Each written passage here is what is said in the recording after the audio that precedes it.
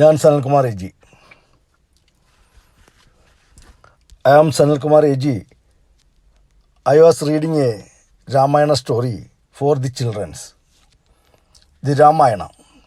Many years ago, there lived in India a very brave and noble prince named Rama. The Ramayana is a great book which tells the story of Rama. It is one of the world's greatest epic. An epic is a heroic story written in the form of poetry. The Ramayana was written in Sanskrit language about 5,000 years ago. It was written by Valmiki, one of the greatest poets of India. Do you know how Valmiki came to write this book? Well, here is an interesting story about it. Once upon a time, a robber lived in a big forest. He looted the people who passed through the forest. One day, he came across a sadhu, a holy man. The sadhu was playing upon his tambour and singing in praises of God. On seeing the sadhu, the robber shouted at him, "Give all you have, or I take your life." The holy man was not frightened at these words. He turned to the robber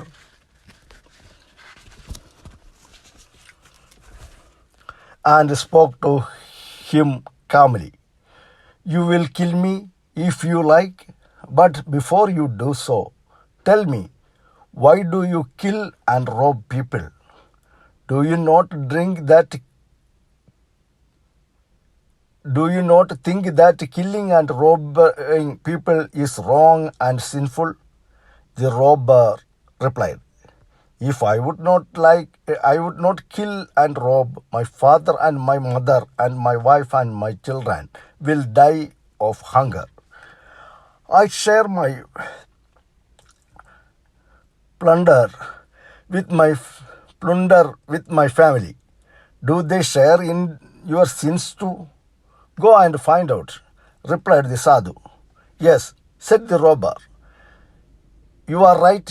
As they share in my loot, so should they share in my sins too. However, wait here. I shall go and find out." The robber went home. He called his father and mother, his wife and children, and inquired of them, "You share in all the loots that I bring. Should you not share in the guilt of my sins?" But they all replied to him in one voice, "Why should we share in your sins? Your sins are your own. You should suffer for the wrong you do." The robber was shocked to hear this reply. It set him thinking, "What shall I do now? If they are not willing to share in my sins, then I should not kill and rob people anymore." He then returned to Sadhu and fell at his feet. He begged of the sadhu to forgive him for the wrong he did. The good sadhu placed his hands on the robber and said, "Arise, brother, you don't be sad. Pray to God and remember the name of Rama." From that moment, the robber changed his ways of life. He stopped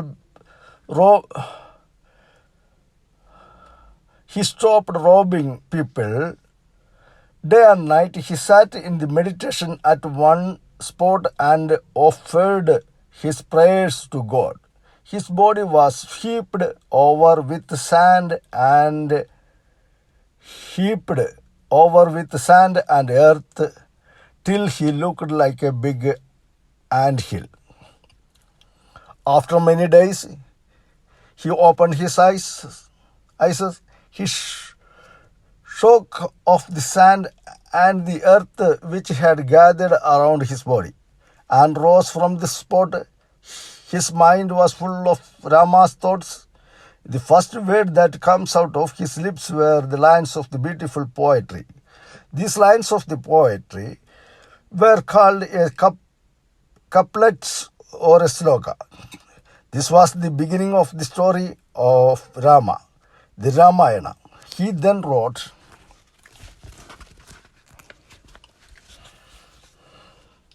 down the completed the full story of Rama in the same poetry form. The Ramayana was the first great epic ever written in India. Although the ages it has been taught to all children in India. Those who do not know how to read and write have at least turned to recite it. And there is hardly a man or a woman in India who does not know the story of Rama. Is it not a wonderful thing that a man who was once a robber became a great poet? He was called Valmiki because he came out from the sand heap. Valmiki. Valmiki is the Sanskrit word for an ant hill. Saravana.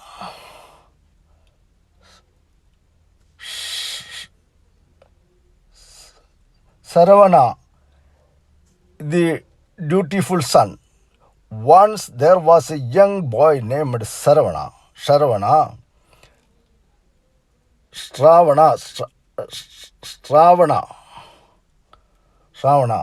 Both his father and mother were old and blind. He therefore did not leave them once alone even for a moment. He looked after them with loving care.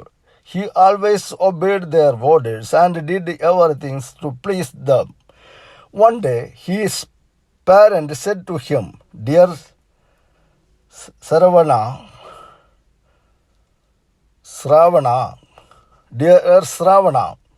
we are very old and may not live longer.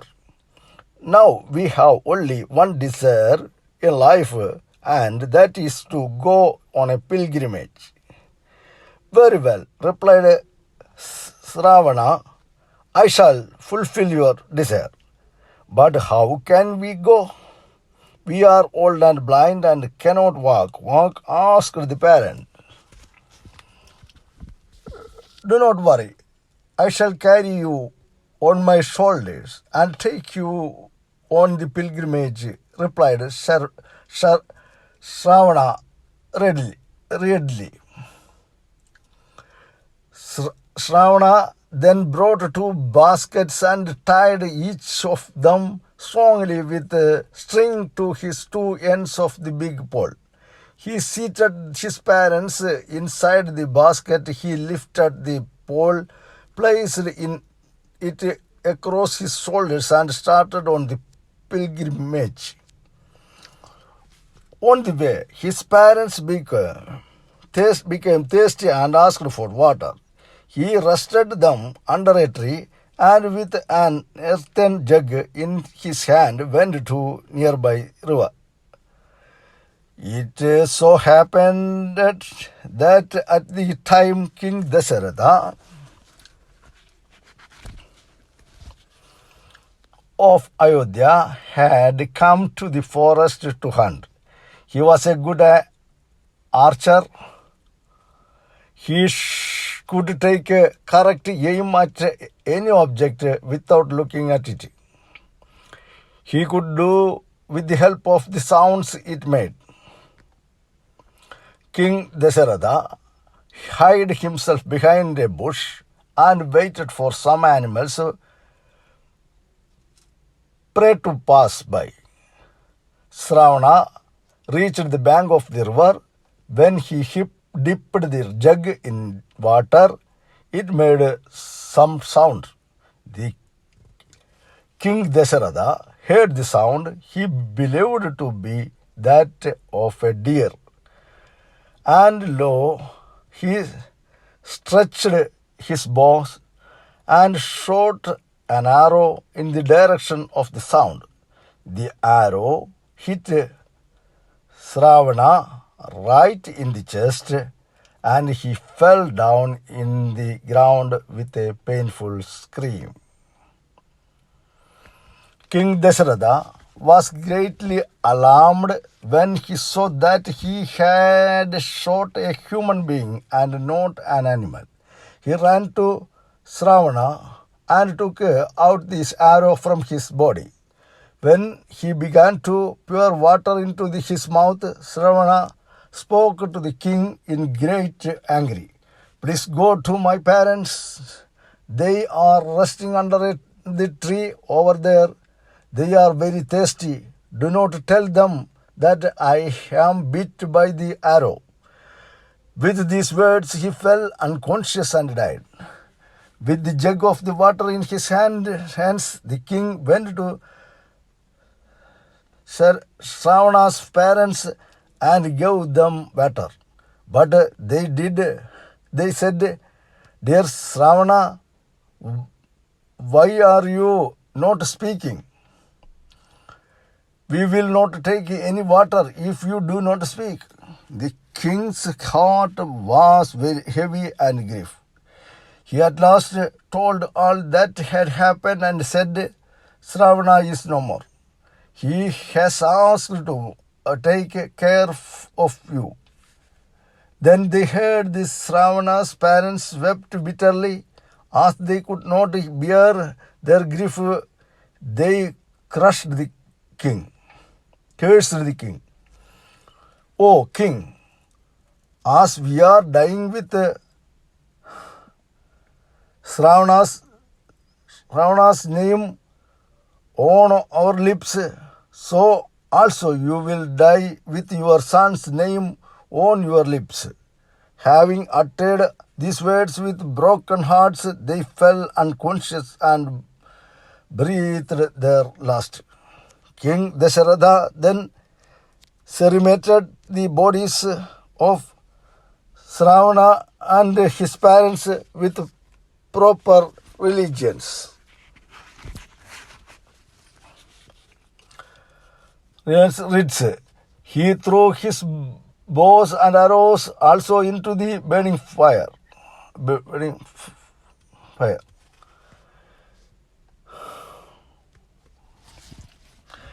King Dasharatha and his brave sons. We have said some things about the King Dasharatha in the last lesson. We will learn more about the king in his next few lessons. King Dasharatha had three wives, Rani Kausalya, Rani Sumitra, and Rani Kausalya. He had four sons, Rama, Lakshmana, Bharata, and Shatrughna. Rama's mother was Kausalya. Sumitra was the mother of the twin sons, Lakshmana and Shatrughna. And Kaikeyi was the mother of Bharata.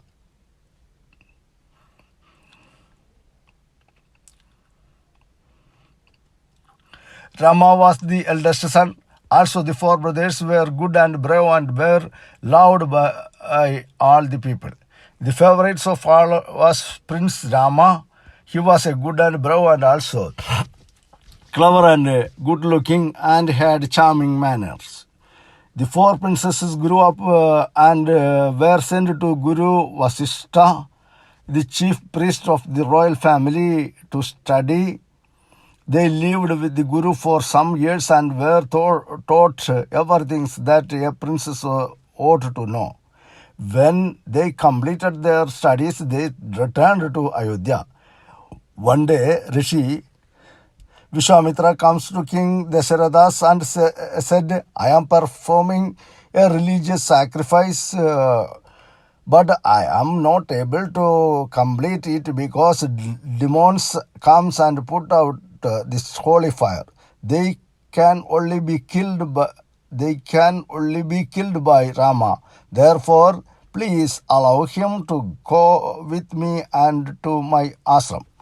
The king was much worried. He did not like to send Rama to fight terrible demons, as he was only a boy of 16.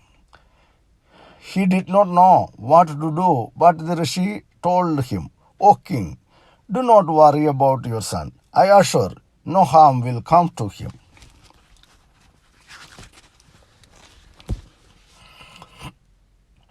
The king at last allowed the prince Rama to go with the rishi. Lakshmana also went with Rama. Rama and Lakshmana carried their bows and arrows and swords with them. When Rishi begins his sacrifice,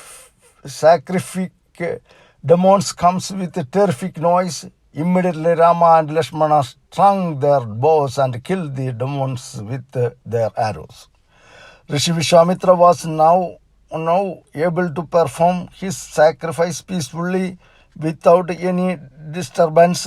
He praised the two princes for his courage and bravery and blessed them. How Rama married Sita. After the sacrifice was over, Rama and Lakshman stayed with Rishi Vishwamitra for some days. When there was no more work for them in the ashram, they set out for the Rishi to go back to Ayodhya. They passed through the forest and villages and at last come to a city called Midhilya. Janaka was the king of the city of Midhilya. He had a beautiful daughter named Sita. She was also called Janaki, which means the daughter of Janaka. The king Janaka had a wonderful bow. It was very large and heavy, so far no man or demon was able to lift it or use it. When Sita became a grown-up girl, the king promised to give her in marriage to a man who bent that bow. For these reasons, he had invited to his kingdom kings and princes from far and near. When all the kings and princes had assembled, King Janaka brought forth the heavy bow on a big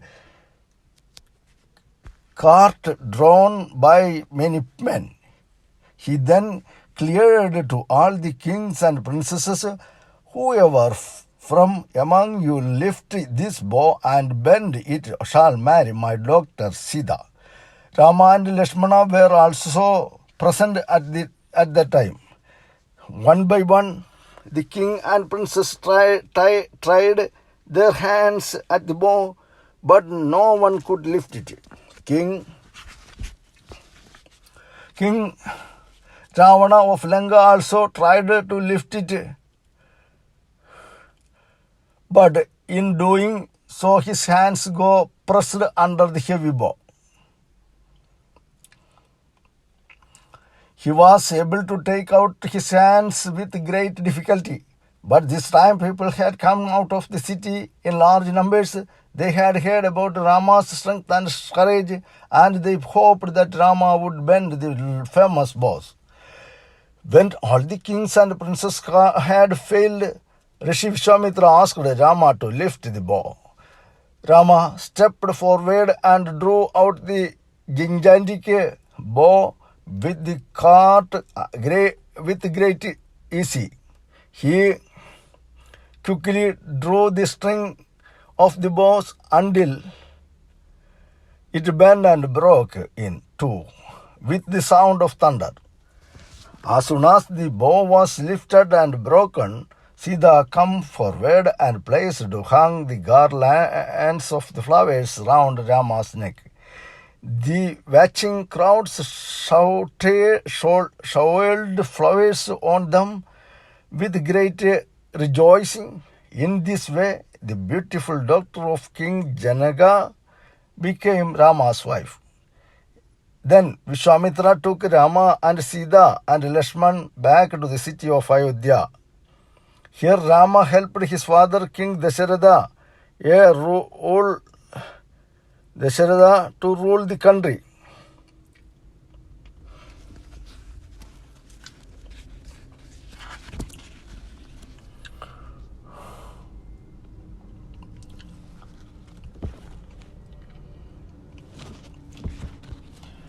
two boons. Rama goes to the forest.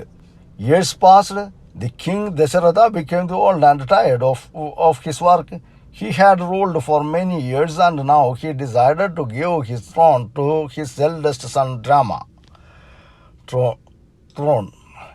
The people of the king's household and all the people of Ayodhya were overjoyed. All the news Rama was very dear to them all and he was well fitted to be a king.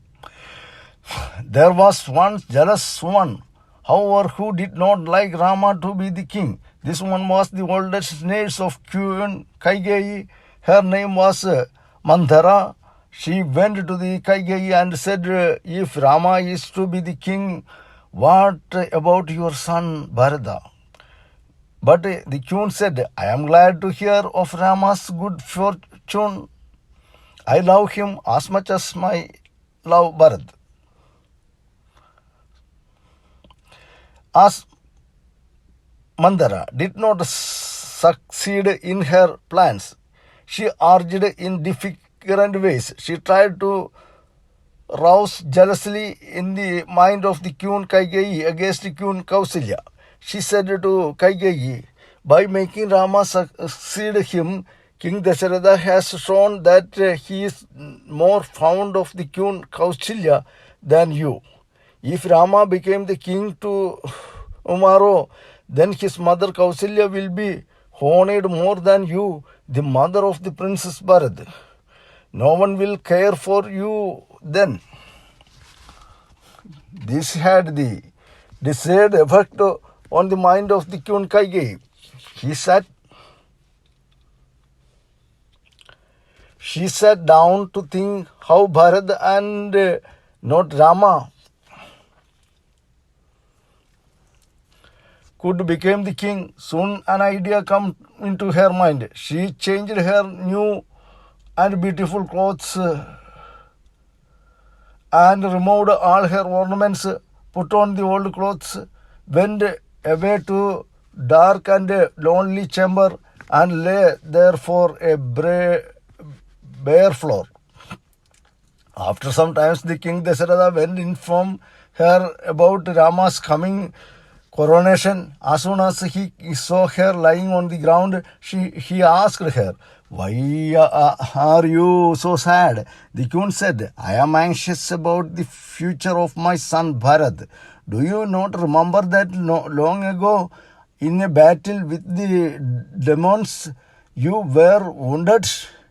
At that time I carried you to a safe place and looked after you. When you got well, you promised to grant me 2 boons whenever I ask. Now I ask you to grant me the 2 boons. King Dasharatha readily replied, yes, my promise stands. Ask what you wish and it shall be granted. Queen Kaigeyi then said, Firstly,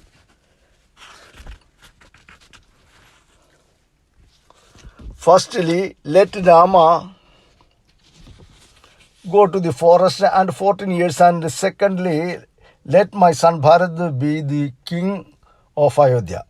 The king was shocked to hear these words and he fainted. Then Rama came to know about this. He at once rushed to his father's and said, Dear father, you had promised 2 boons to Mother Kaigeyi. They will be fulfilled as desired my mother Kaigeyi. Rama immediately sent messages to call his brother Bharata from the distant city where he had gone to visit his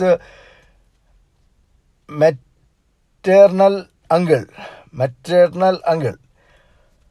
As Rama prepared himself to go to the forest, Sita said to him, I shall go with you to the forest. I am your wife. I shall be happy with you in spite of hardships and dangers. Rama required her to stay behind, but she would not listen. They immediately got ready for the journey.